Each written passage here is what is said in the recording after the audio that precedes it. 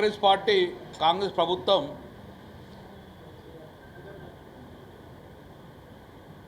Kamareddy declaration పేరుతోటి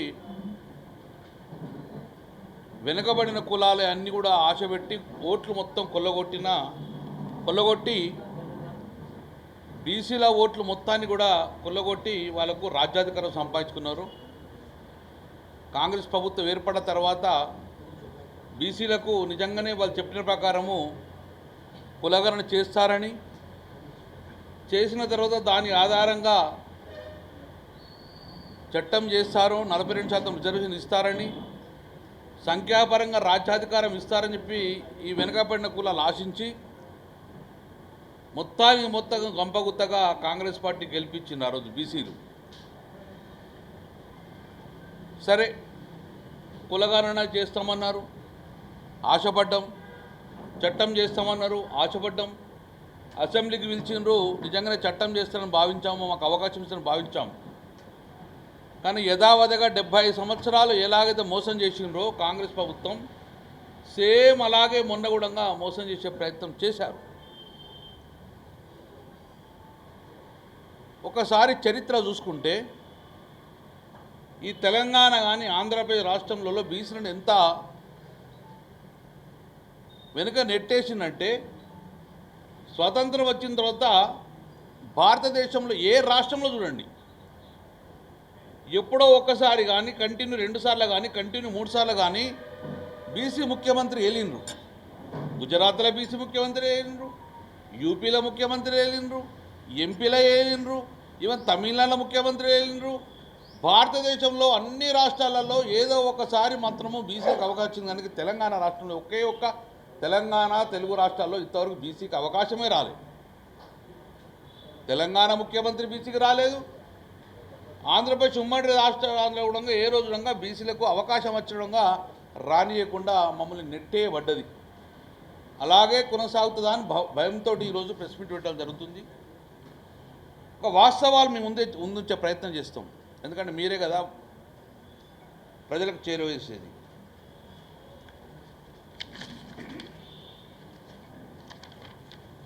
తెలంగాణ రాష్ట్రం ఏర్పడిన తర్వాత గౌరవ ముఖ్యమంత్రి కేసీఆర్ గారు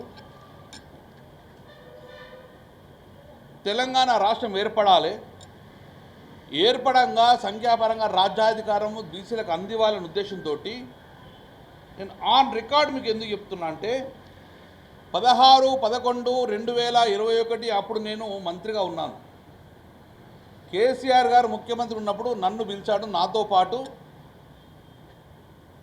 ఒక బీసీ కమిషన్ ఏర్పాటు చేసింది. 16/11/2021 బకలాపురం తోటి ఒక బీసీ కమిషన్, 3 మెంబర్లతోటి ఒక చైర్మన్ తోటి బీసీ కమిషన్ వేసి నేను పక్కకే ఉన్నాను. ఆ రోజు ఏం చెప్పిందంటే, మీరు ప్రతి ఇంటికి సర్వే వెళ్ళి సంఖ్యాపరంగా ఓట్లు బీసీలు ఎంతమంది ఉన్నారు కులగణన చేపట్టండి. కులగణన చేపట్టిన తర్వాత దాన్ని క్యాబినెట్లో అప్రూవ్ చేసి అసెంబ్లీలో తీర్మానం చేసి వారికి ప్రభుత్వ ఫలాలు అందజేద్దామని చెప్పి ఆ రోజు కేసీఆర్ గారు ఆదేశించారు. సరే, వాళ్ళు కులగణన సర్వే స్టార్ట్ చేసిండ్రు. మొదలుపెట్టే ప్రయత్నంలో అప్పుడే ప్రభుత్వాలు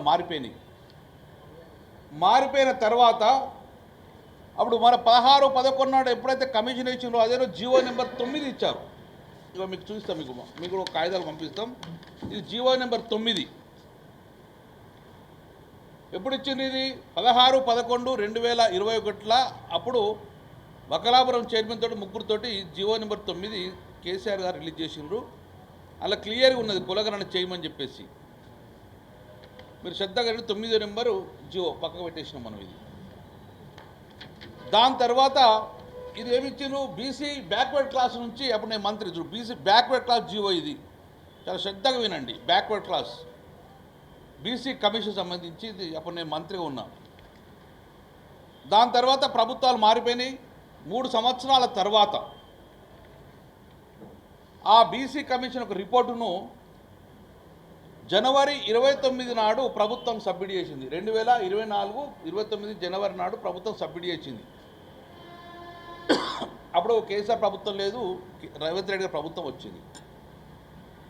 అప్పుడే వాళ్ళు అనుకున్నారు, ఈ గుదిబండ మాకెందుకు పెట్టినవే బాధ అంటే, తప్పదు సార్, ఒక కమిషన్ ఏర్పడ్డది, ఆ కమిషన్ మీరు ప్రభుత్వం సబ్మిట్ చేయాలని చెప్పేసి, సబ్మిట్ చేసి నిర్ణయం మీరు తీసుకోవాలని చెప్పేసి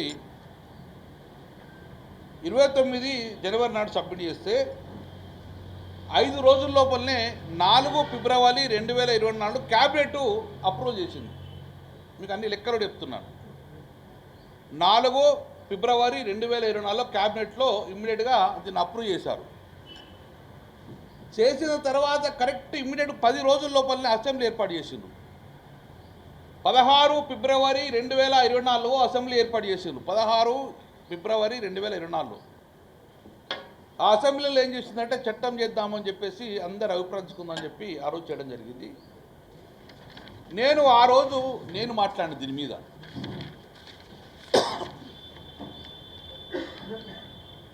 ఆ రోజు 14 నాడు ఏమని మాట్లాడినంటే, చూడండి రేవంత్ రెడ్డి గారు, మీరు తప్పు చేయకండి, శాస్త్రీయంగా మీరు లీగల్గా ఎక్కడ అభద్రత కాకుండా శాస్త్రీయంగా మీరు కులగణన చేయండి, మేము స్వాగతిస్తాము. కానీ బీసీలను మోసం చేసే కార్యక్రమం జరగకూడదు. ఎల్లేకు వేసి మల్లేకు పొగేసినట్టు నువ్వు ఇది పెట్టుకొని కోర్టు పోతే డిస్క్వాలిఫై కానీ కోర్టు కొట్టకుండా మీరు శాస్త్రీయంగా చేయాలి అని ఒక 3 ఎగ్జాంపుల్ చెప్పినాం. మీరు ఆ రికార్డ్స్లో ఉంటుంది. బీహార్ ప్రభుత్వం కూడా ఫ్యామిలీ హెల్త్ సర్వే ఉంటుంది. వీళ్ళు కూడా కేంద్ర ప్రభుత్వం వాళ్ళు సర్వే చేసిర్రు. వాళ్ళు కూడా గణనీయంగా ఎట్లా పెరుగుతారు మొత్తం రాసిర్రు. ఆ లెక్కల 2011 నుంచి 2021 వరకు మన జనాభా 13 పెరుగుతూ ఉండగా 4,10,00,000 మంది 80% ఉండాలి యాజ్ పర్ ద లెక్కలు. 3,50,00,000 మంది నుంచి 4,10,00,000 ఎక్స్పెక్ట్ చేసినాం మనం. 4,10,00,000 నుంచి 2015 వరకు ఈ లెక్కలు చేస్తే కనీసం ఇంకొక 15 80% ఏ లెక్క తీసుకున్నాగా 4,25,00,000 మంది తెలంగాణ జనాభా ఉండాలి. మీరు ఏ లెక్క చేసినా, సెన్సర్ చేసినా, ఏ చేసినా కూడా అందా ఆ రికార్డు చెప్తున్నాం. కానీ వీళ్ళు ఏం చెప్పారు, 3,50,00,000 మంది 2019 కాబట్టి 3,70,000 మందిని తీసి మామా ఇచ్చారు. 2014లో కన్నా కేవలం మనకు 2-3 లక్షల మందిని ఎక్కువ చూపించేసి రావాల్సి, అంటే తెలంగాణ రాష్ట్రం యొక్క జనాభాని మొత్తం తగ్గించేసింది. ఎందుకు తగ్గించిందంటే, ఈ జనాభా వెళ్ళిన కొద్ది బీసీలు పెరుగుతారు కాబట్టి, అందుకే మొత్తం జనాభాని చంపే ప్రయత్నం చేసి ఈరోజు 4,20,00,000 మంది ఉన్న జనాభాను 3,70,00,000 మందికి తీసుకొచ్చింది వీళ్ళు. ఆ జనాభాలో ఎక్కువ శాతము బీసీలు మొత్తాన్ని కూడా కథం చేసారు. దాంతో కులగణన మొత్తం చేసేసి 2000 ఎవరు చిన్న ప్రతి ఇంటికి పోయి పోరని లేపి, అరే మీ జనాభా ఎంత అంటే బీసీలు 52%, తెలంగాణ 53%, 51%, 54% అట్లా అంటారు. కానీ ఎవరు 46% ఎవరు అనలే ఇంతవరకు. ఒక రాష్ట్ర ప్రభుత్వం మాత్రమే 46% అని చెప్పేసి మామూలు అన్యాయం చేయడం కాదు, బీసీలను అవమానం చేసిండ్రు. ఈరోజు అవమానం చేసిండ్రు. ఏం అవమానం చేసిండ్రు, జనాభా లెక్కలలో మీరు అనర్హులు రా అని చెప్పేసి, బీసీలు జనాభా లెక్కలో అనర్హులు అని చెప్పేసి 46% చూపించారు మీరు. ఇవన్నీ కాకి లెక్కలే, 100% కాకి లెక్కలు. ఎవ్వరు చెప్పినా కాకి చెప్తారు. ఊళ్ళలో పోయి జనాభా ఏంటంటే కూడా చెప్తారు. ఇది ఒక్కరు వయస్కం.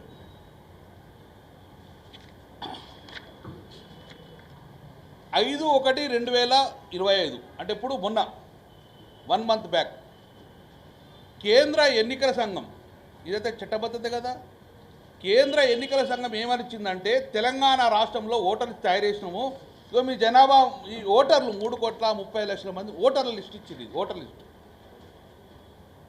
అంటే 18 సంవత్సరాల పైబడిన వ్యక్తులకు 3,30,00,000 మంది ఉందని చెప్పి కేంద్ర ఎన్నికల సంఘం ఇచ్చింది. మరి 18 సంవత్సరాల లోపల మంది ఎంత ఉంటారు నీకు లెక్క ఉందా అంటే, అది కూడా లెక్క పట్టుకొచ్చిన, ఆ లెక్క కూడా పట్టుకొచ్చిన. 18 సంవత్సరాల లోపు ఈ రాష్ట్రంలో ఉన్న అన్ని స్కూళ్ళు, అన్ని కాలేజీలు మొత్తాన్ని తీసుకొస్తే స్టూడెంట్స్ లెక్క 60 లక్షల మంది స్టూడెంట్ లెక్క ఉన్నారు. రోల్ స్టూడెంట్సే. ఇది అఫీషియల్గా స్కూల్ అడ్మిషన్ చెందిన పిల్లలు, 1వ తరగతి 2వ తరగతి నర్సరీ అప్ టు 18వ తరగతి. ఈ 60 లక్షలు 3,30,00,000 ఇదే 3,95,00,000 అవుతుంది. 3,96,00,000 ఇదే అయిండు. ఇందులో మినిమం 2 నుంచి 3% మంది స్కూల్లో ఎంట్రీ కాని వాళ్ళు, స్కూల్ ఓనోళ్ళు, తర్వాత ఎన్నికల సంఘాన్ని కలగకుండా ఎన్నికలలో కూడా వాళ్ళు ఓటర్ పేరు వందలలో వాళ్ళు మినిమం వాళ్ళు అంతా చేసుకున్నాక 2-3% ఉంటారు. అఫీషియలే 3,95,00,000 వచ్చిండ్రు, అన్అఫీషియల్గా 4,20,00,000 అయితే మేము లెక్కలు చెప్తున్నాం. మీరు అఫీషియల్గా మీరు లెక్కలు ఇది సరే, ఇది ఈ లెక్క కూడా మీరు నమ్మాలి అనుకో, ఇచ్చిపెట్టు ఈ లెక్క కూడా మీరు నమ్మాలి, కేంద్ర ప్రభుత్వం నమ్మాలి అనుకో. ఆధార్ కార్డు ఉంది కదా, ఆధార్ కార్డు ఇది 31/12/2020లో రిలీజ్ చేసిన ఆధార్ కార్డు యొక్క లిస్టు. కేంద్ర ప్రభుత్వం ఆధార్ కార్డు ఒక లిస్టు అనౌన్స్ చేసింది 31/12/2002, 5 సంవత్సరాల క్రితం. మీ తెలంగాణలో 3,95,51,000 మంది ఆధార్ కార్డు ఉందని చెప్పి రాశారు. 3,95,00,000 ఆధార్ అయితే ఎవరు డబుల్ ఉండేది కదా, కొంతమంది లేని ఉంటారు కావచ్చు. 3,95,00,000 మంది ఆధార్ కార్డు ఉందని చెప్పి 2020లో ఇచ్చిండ్రు. అంటే 5 సంవత్సరాల కనీసం ఇంకొక 10 లక్షలు పెరుగుతారు కదా. మరి ఏ లెక్క చూసినా 4,10,00,000 అవుతారు. ఒక తెలంగాణలో ప్రభుత్వానికి 3,70,00,000 ఎట్లా కనబడతారు మీకు? అలా 3,54,00,000 మంది దొరికిండ్రు, ఇంకా 16 లక్షల మంది కుక్కలేగేసిర్రు, మేము పోలేదని చెప్పిర్రు. అంటే 4,10,00,000 మందిని మొత్తం చంపేసింది మీరు మమ్మల్ని. ఇప్పుడు ఈ లిస్టు వాస్తవాలు మీ ముందు తెచ్చినాం. ఆ రోజు కూడా రేవంత్ రెడ్డి గారు మీరు మంచి తేనె మాటలు మాట్లాడినారు. గంగుల కమలాకర్ గారు, శ్రీనివాస్ యాదవ్ గారు తేనె మాట్లాడితే నమ్మినాం, నిజంగానే కావచ్చు, ఇంత ప్రేమ ఉంది మా బీసీ గణాంకాలు లెక్కలెత్తారు కావచ్చు అనుకున్నాం. ఈరోజు నేను ఒకటే డిమాండ్ చేస్తున్నాను. నేను పొన్నంరావు ప్రెస్ మీట్ పెట్టిండు రీసర్వే చెయ్యమని. నేను ఒకటే అడుగుతున్నా, రీసర్వే చెయ్యము, కానీ ఎవరైతే మీరు నమోదు చేసుకోలేరో వాళ్ళ పేర్లు నమోదు చేసుకోమన్నారు. ఎవరి దగ్గర ఉందా లిస్టు నమోదు చేసుకున్న పేరు? అసలు 3 కోట్ల మీరు ఎవరైతే 54 లక్షల మంది లిస్ట్ ఏది? అందులో నా పేరుందా? నా పేరుండా నా కులం ఏం రాష్ట్రం అనేది బహిర్గతమే లేదు కదా. నేను మళ్ళీ నమోదు చేసుకోవాలి.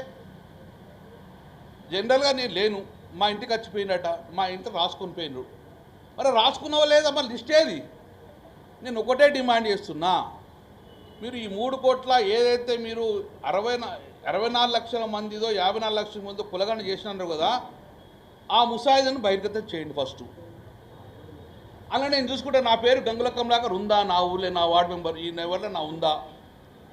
లేకపోతే అయ్యా నా కులం గీది నా బీసీ అని చెప్పి నేను సబ్మిట్ చేసుకుంటా కదా, నాకు అవకాశం ఇవ్వండి. గ్రామాలలో కూడా ఆ గ్రామంలో నువ్వు ముసాయిదా బహిర్గతం చెయ్యి. ఈరోజు ఓటర్ లిస్ట్ వస్తాయి కదా, ఓటర్ లిస్ట్ ఊరు పంపిస్తావు కదా, ఓటర్లు చూసుకుంటారు కదా, నా ఓటర్ లిస్ట్ నా పేరు ఉందా అని అడుగుతాం, లేకపోతే నా ఓటర్ లిస్ట్ నమోదు చేసుకుంటాం. అట్లనే నిగూఢంగా నువ్వు ఏదైతే సర్వే చేసినావో అది కులాల ఆధారికంగా గ్రామాలకు మీరు ఒక రిపోర్ట్ పంపండి, పట్టణాల్లో అయితే వార్డులో పంపండి, అందులో బహిర్గతం చేయండి. మేము మా పేర్లు ఉంటే సంతోషపడతాం, మా కులం ఉంటే సంతోషపడతాం, మా పేరు లేకపోతే నమోదు చేసేందుకు మాకు అవకాశం ఇవ్వండి.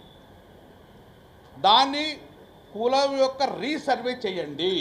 మరిన్ని వీడియోస్ కోసం ఛానల్ ని సబ్స్క్రైబ్ చేయండి. లేటెస్ట్ అప్డేట్స్ కోసం వాట్సాప్ ఛానల్ ని ఫాలో అవ్వండి. ఆ లింక్ డిస్క్రిప్షన్ లో ఉంది.